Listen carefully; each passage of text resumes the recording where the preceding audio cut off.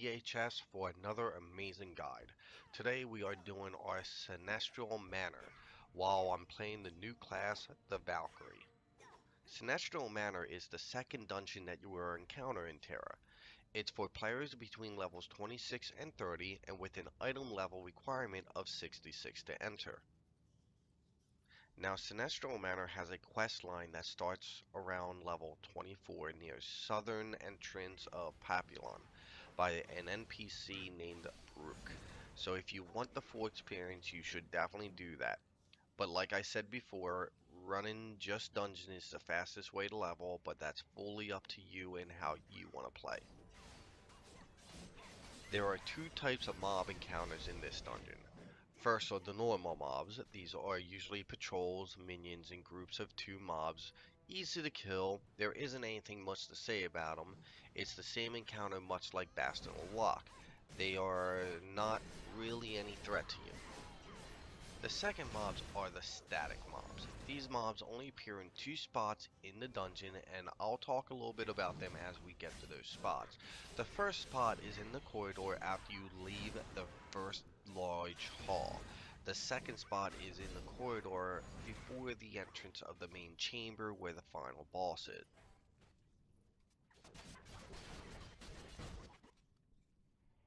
Now we are about to enter the first static room. Every group deals with these differently. Many will rush past them and skip them altogether. Others, like the group I'm in, stayed to kill them one by one. Either way, be careful as they can deal pretty good damage. They cast a static shield around them and they are positioned pretty close together, so you can't avoid the hits. If you move fast across the room, you won't get hit that much and you will save time from killing them. And now for the first optional boss, Kerrigan. This encounter is very easy and simple. Make sure to clear the room of mob before you face him. Now, we did a good job holding them in place, but normally when you first start combat with him, he will attempt to run to the center of the room. If he does this, he will summon more mobs. They are easy to kill, though, so no big worries. Kerrigan is a tank and spank boss. The tank just holds aggro and let the DPS do their job.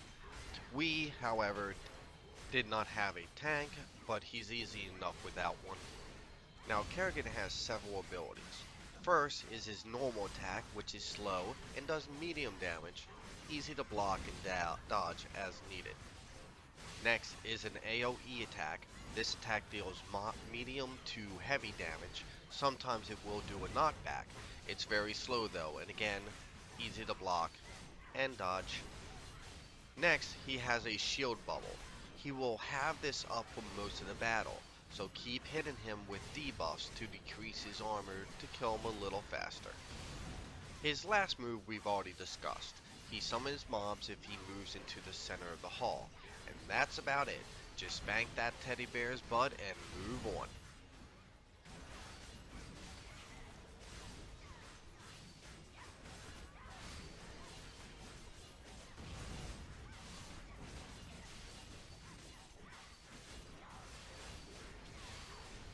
And the next boss is Duchess Tyrania. There's nothing special about this encounter, so make sure you clear the room before you engage her because she will run around a lot. There are actually 3 phases to this encounter. In phase 1, she will use just her normal melee attack. That's it, and this is very short-lived. Alright, so in phase 2, around 65% health, she will then disengage from the tank and begin running around the room, stopping every few moments to summon some minions and then run around some more. At this point, just focus on killing the ads and get back to her afterwards. Alright, and then after she tires herself out running around, begins phase 3. She will continue attacking with her melee attack, but at this phase, she will start to use a new attack, a cone AoE attack. This is her only real special attack, deal mid to heavy damage, so DPS make sure to stay behind the tank or behind the boss. And that's it. Now just spank that drama queen back into her casket.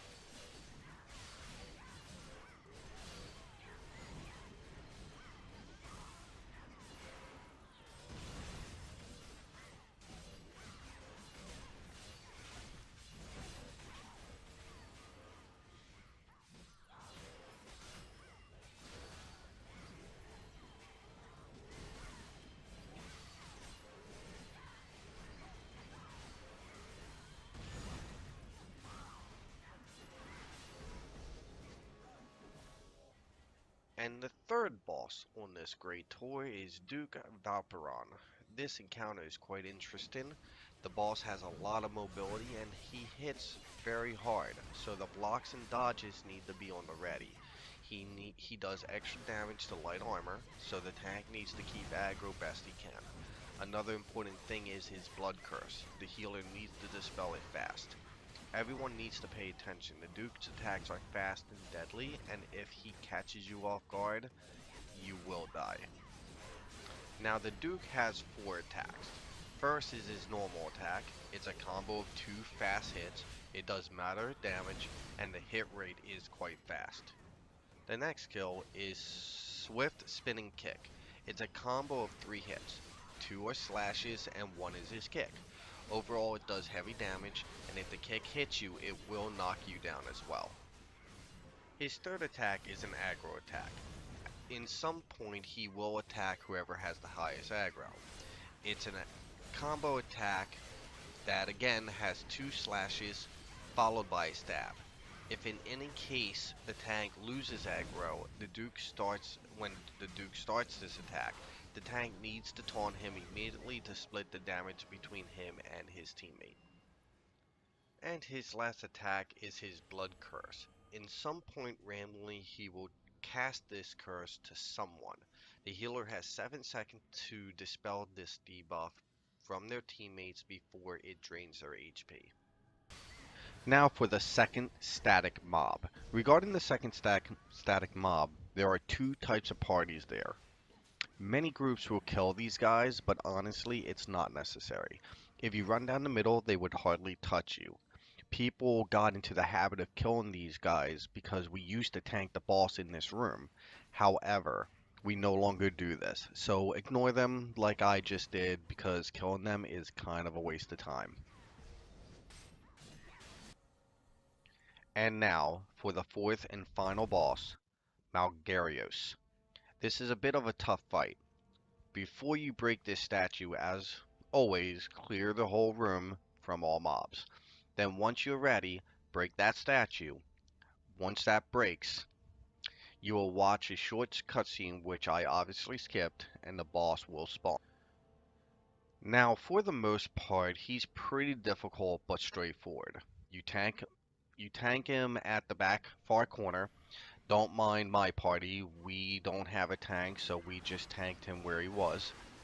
But pulling him to the back does make it easier, and the reason to tank him at that spot is because at 80 through 60%, and then again at 40%, he will go back into the middle of the room and summon some baby mob.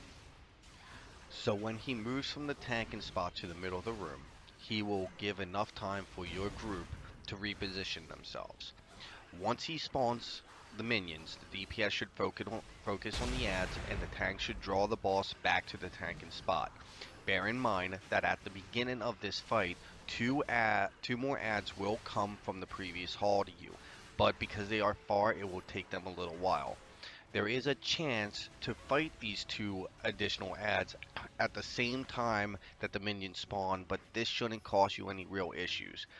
This boss is a challenge all on his own, so at the end, and the dust clears, you can leave the dungeon with shoulders up high for winning this epic fight. So, onto his abilities. Like all bosses, his first move is his normal attack, which does moderate damage, but it's very slow and can easily be blocked or dodged. Next is a Roar AoE attack. It does heavy AoE damage. The tank should be ready for block or for dodge, and the rest of the team should get out of his way. A knockdown will apply to any that it hit. Now his charge attack is probably the move I hate the most. It's a combo of 4 to 5 brutal stab attacks that deals heavy damage and will push back any blocking tank. It will also knock down anyone it hits. And for his last move, he spits poison balls, which does damage over time for a short time. See, back in the day, we used to tank him in the back hallway after killing the second static mob. But honestly, it's not worth going back to that technique, because though they did buff all the starter dungeons, he isn't that buffed. Like I said, this battle is tough, but with a good tank, good healer, you should be able to down him and own him pretty easily. And that's it. That's the Sinestral Manor breakdown. I hope you found this helpful and useful. I am Amont. If you enjoyed this video, please show us support by liking and subscribing to the channel and even leaving a nice little message below. And watch out for many other dungeon guides that are coming soon. Thank you and have a good night.